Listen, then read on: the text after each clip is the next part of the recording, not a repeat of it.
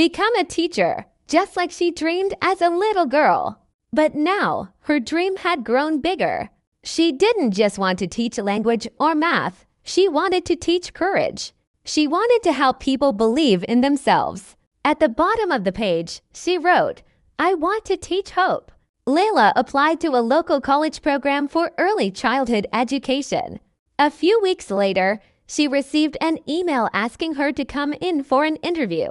Nervous but prepared, she dressed carefully and brought a folder with her resume and certificates. The interviewer asked many questions. "Why do you want to be a teacher?" Lila answered with her heart. "Because I know what it's like to feel lost. I want children to feel seen, heard, and loved. I want to give what I never had, a voice that says, 'You matter.'" A week later, she received an acceptance letter. She screamed with joy, danced in her small kitchen, and called her mother right away. "Mama, I got in. I'm going to college." Lila continued to study and work. Life was not always easy. She still missed home. She still had days when she felt unsure.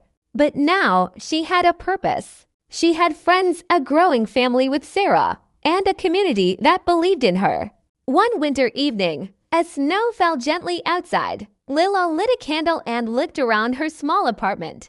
It was quiet and warm. Books lined the shelves. A photo of her family sat on the table. A plant that Mrs. Carter had given her bloomed near the window. She whispered, "This is my home now.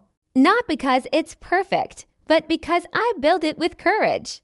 On the anniversary of her arrival in the U.S., Lila stood again at the front of a classroom, but this time, she was the teacher.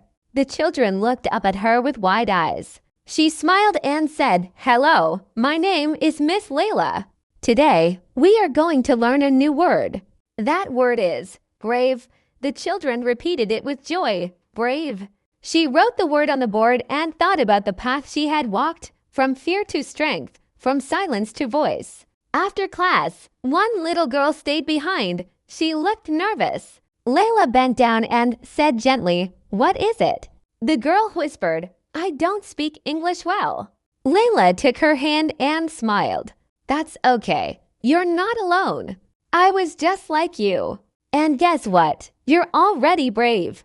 Years passed, and Lila continued to grow. She finished college. She became a teacher, a speaker, and even started a small support group for immigrant women. She never forgot the feeling of being alone in a new land, scared and silent. But now, she was the one keeping the little light on for the next Lila who might walk through the door. Because she had learned the most powerful truth.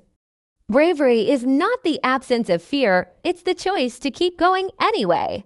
One spring morning, as the cherry blossoms bloomed along the sidewalk, Lila sat at a bench outside the library, the same library where her journey had truly begun.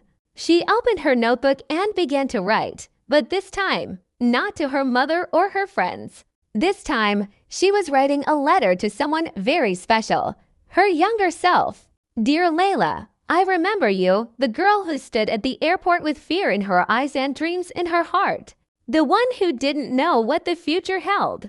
You were scared, lonely, and unsure of your voice. You cried at night and wondered if you would ever belong. But I want you to know, you made it. You learned to speak in a language that once felt impossible. You found friends, family, and purpose. You helped others rise even while you were still rising yourself. You are no longer afraid to speak. You are no longer silent. You are a teacher, a leader, and most of all, a light. Thank you for being brave enough to begin. Because of that, we are here now, not just surviving, but shining." Lila closed the notebook and looked up at the sky. She took a deep breath, feeling the warm sun on her face. The wind whispered through the trees like a soft voice saying, "Well done." She stood up and walked toward the school where her students waited. Her heart was calm. Her spirit was strong. And in every word she would speak that day, in every hand she would hold, and in every smile she would give, a message would shine through. You are not alone. You are stronger than you know. And your journey is just beginning. Trust yourself, and thank you so much to everyone who subscribes and likes our channel. Your support means the world to me and helps me create more content for you all. Thank you so much to everyone who subscribes and likes our channel. Your support means the world to me and helps me create more content for you all.